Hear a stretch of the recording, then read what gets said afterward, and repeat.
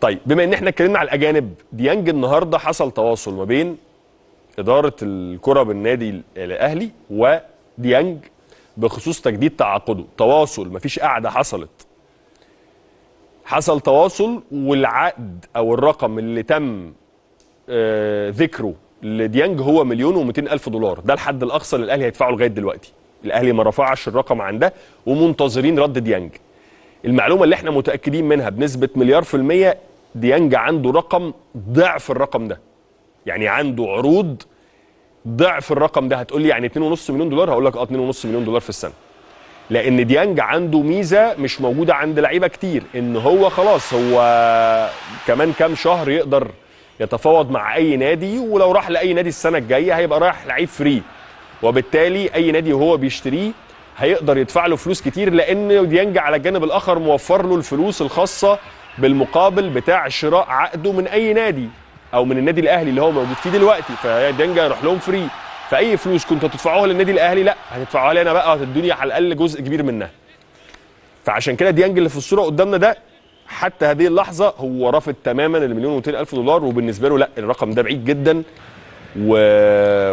ورقم مش مقبول. وطبعا في كلام كتير للاسف بيتقال مغلوط، يقول لك اصل المشكله في نسبه المشاركه. الاجانب يا جماعه كلهم في الاهلي عقدهم ما بقاش فيه نسبه مشاركه، يعني كل الاجانب مش ديانج بس ما بقاش فيه نسبه مشاركه. فهي قصه مقابل مادي وقصه ماليه بحته وماديه بحته. اعتقد ان الاهلي هيحاول يضغط بكل ما اوتي من قوه انه يخلص القصه دي قبل كاس الامم، لانه بعد كاس الامم هيبقى الوضع اصعب، المفاوضات هتبقى اشرس، هيبقى ممكن في عروض تانية جايه لديانج، فهيبقى هو يمتلك الطرف الاقوى وزمام المفاوضات. عشان كده الاهلي هيضغط الفتره اللي جايه انه يحاول يقرب الامور مع ديانج، ولكن حتى هذه اللحظه لم يتوصل الاهلي الى اي اتفاق مع اليو ديانج لتجديد تعاقده. طيب من بابلو الصباغ الى ديانج نروح الى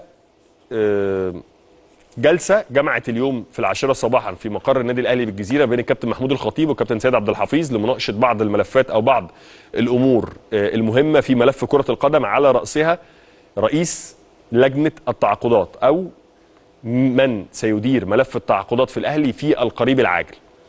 فالاسماء اللي اتطرحت اسمين: الدكتور عصام سراج الدين اللي كان متولي هذا المنصب في وقت سابق، واحد من اشطر الناس في هذا المجال، واحد من اشطر الناس اللي موجوده في مجال الرياضه والكره المصريه بشكل عام، يعني وليه نجاحات سابقه جوه النادي الاهلي. كابتن مجدي طلبه تم ترشيح اسمه، واحد طبعا من نجوم مصر ومن نجوم الزمالك ونجوم الاهلي، ويمتلك خبرات كبيره وعلاقات جيده جدا في بعض الدول الاوروبيه.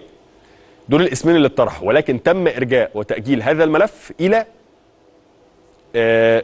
يناير او ما قبل يناير، نهايه شهر ديسمبر، عشان هم شايفين انه هذا الملف دايما بيبقى في لخبطه كتير، والفتره اللي فاتت ما كانش فيه استقرار على حد ولا على اي اسم، فهم عايزين يتأنوا تماما في اختيار اسم يكون على مستوى عالي جدا من التميز، عشان لما يختاروا الاسم ده خلاص يبقى هو ده اللي هيكمل الفتره اللي جايه. والاجتماع ده كان حاصل النهارده في اهلي الجزيره الساعه 10 الصبح.